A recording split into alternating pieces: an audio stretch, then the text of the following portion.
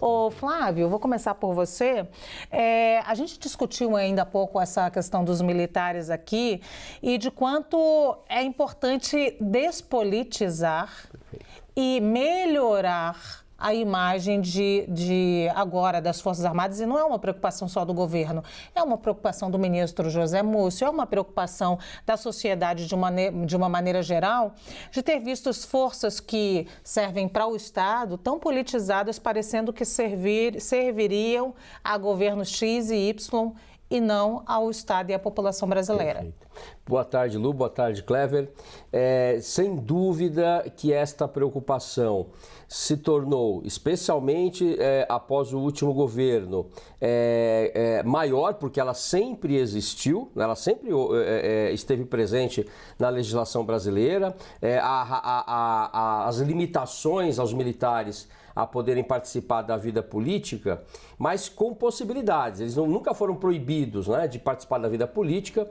Nós temos na nossa Constituição esse disciplinamento, lá no artigo 14, só que esta preocupação, ela retorna de forma muito mais candente, muito mais séria e preocupante, por conta de inúmeros casos que foram noticiados, vêm sendo noticiados, de envolvimentos de militares com investigações e, claro, como foi bem colocado agora por você, Lu, diante da politização da força. Vejam bem, Forças Armadas constituem instituição de Estado, não de governo. E é preciso que a população entenda isso.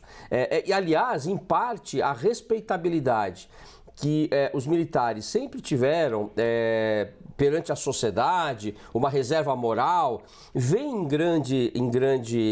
no limite até, como decorrência exatamente dessa vedação de politização das Forças Armadas. Ocorre que os fatos mudaram e nos últimos anos, como já disse aqui, alguns militares, inclusive de alta patente, têm os seus nomes aí envolvidos nessas questões.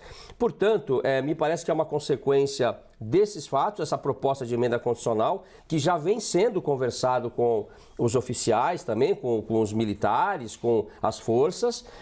Não é uma PEC imposta, está sendo conversada, está sendo negociada. Mas me parece, Lu e Clever, que é uma medida importante e interessante neste atual momento em que a Constituição não responde mais com a devida adequação a esses fatos que nós estamos testemunhando aqui, né? O Mauro Cid, por exemplo, o seu pai, um general, respeitados, né?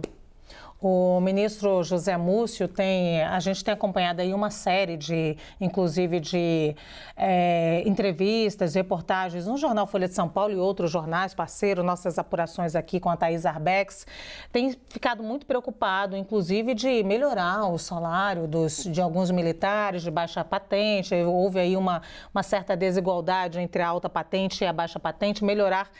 Há aí uma aspas aqui, tá? O presidente Lula tinha até uma certa mágoa, diria assim, porque ele foi um presidente que melhorou o salário dos militares lá no primeiro e segundo mandato de governo dele. Investiu muito. Investiu muito. E aí, nesse momento, tem ali a baixa patente muito ligada ao bolsonarismo. Mas o fato existe uma preocupação de trazer de volta, trazer para o prumo, de novo, alguns militares que estariam mais ligados à política do que a função dele de Estado. Na verdade, Luciana, Flávio, boa tarde a todos. Isso que você fala, Luciana, é importante, porque isso traz uma certa unidade para as Forças Armadas, né? Aproxima aqueles que não são oficiais dos oficiais, não retirando a questão da hierarquia e disciplina que separa os oficiais dos praças, aqueles que não ocupam a patente, enfim, mais superior. Mas o interessante, Luciana e Flávio, eu vejo aqui o seguinte: como a Constituição trata o tema hoje? Como é que é hoje? Hoje a Constituição diz o seguinte: militar pode se candidatar? Pode, com restrições. Como é que funciona? Os militares com até 10 anos de serviço não podem se candidatar. A Constituição fala, lá no artigo 14, parágrafo 8º, o seguinte: os militares devem se exonerar. Não é afastar, não. É sair definitivamente das Forças Armadas. Isso se eles tiverem até 10 anos de atividade. Agora, olha que interessante, os militares que têm mais de 10 anos de serviço, né, geralmente os oficiais, talvez, né, eles podem se candidatar. Então existe também um hiato, uma divisão temporal desses 10 anos. Puxa, então eu que sou militar mais experiente, eu posso me candidatar. Aquele militar menos experiente não pode se candidatar. Hoje, essa proposta de emenda constitucional vai unificar. Ou seja, nenhum militar poderá mais se candidatar. E aí, da ativa. Da ativa. O aposentado Sim. pode se candidatar. Isso acontece muito com a magistratura e com o Ministério Público. São carreiras, como o Flávio disse, carreiras de Estado, onde os seus membros estão proibidos de filiação partidária e proibidos de candidatura. Haverá uma equiparação do ponto de vista político, no sentido de proibir a elegibilidade dessa turma dos militares, como acontece já com o Ministério Público e com a magistratura. Eu vejo com bons olhos no seguinte sentido: a gente acaba despolitizando carreiras, como o Flávio disse, de Estado, que não podem exercer atividade político-partidária, trazendo opção de um lado ou para o outro e tocando o Estado independentemente do posto ideológico de quem assume o poder. Me parece que a PEC, ela apazigua os ânimos e leva as Forças Armadas a uma situação de despolitização que é prudente. Rapidamente, uma PEC só, ela é capaz nesse sentido, né? Agora você não pode mais se candidatar se você estiver na ativa. Lembra aqui de alguns militares da ativa, né, que estiveram no governo, nem se candidatar, nem assumir ministério. Só para lembrar aqui o Pazuello, que teve aí à frente, né, lá na CPMI da Covid-19, foi muito criticado, né, pelas ações dele ou pelas inações dele durante a pandemia. E aí muitos militares de alta patente se sentiram até envergonhados em relação a isso. Uma PEC só, ela é capaz de trazer para o prumo, como eu disse de novo, os militares, ou ele precisaria aí de todo aumento de salário, por exemplo, outro tipo de sinalização? O que vocês acham? Me parece que só a PEC, se estamos pensando na complexidade que envolve esse tema, que, portanto, em relação às baixas patentes, busca-se ter conferir mais satisfação com a carreira, uma sensação de equidade entre os próprios militares, não. A PEC irá tratar, no plano constitucional apenas, do disciplinamento maior, aquele que não poderá ser desobedecido. Então, quando o Clever coloca lá essas condições para que um militar participe da vida eleitoral, exerça seus direitos políticos ativos e passivos, ou seja, se votar e se colocar como candidato, ela ainda precisará ser estendida à situação daqueles que estão na ativa, não estão concorrendo a cargos eletivos, mas que são convidados para assumir cargos em confiança, como, por exemplo, um Ministério da Saúde. Foi feito isso com o Pazuello lá atrás. Note, ele não era candidato, hoje ele foi eleito, inclusive, salvo engano meu, mas ele não era um candidato, ele é convidado para ir à vida política. Então, nesse ponto, a PEC irá estender ainda mais o disciplinamento, a regulação.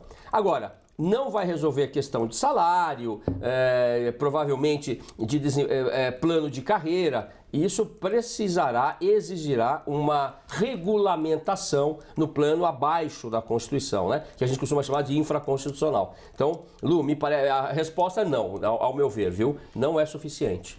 E você, Clever?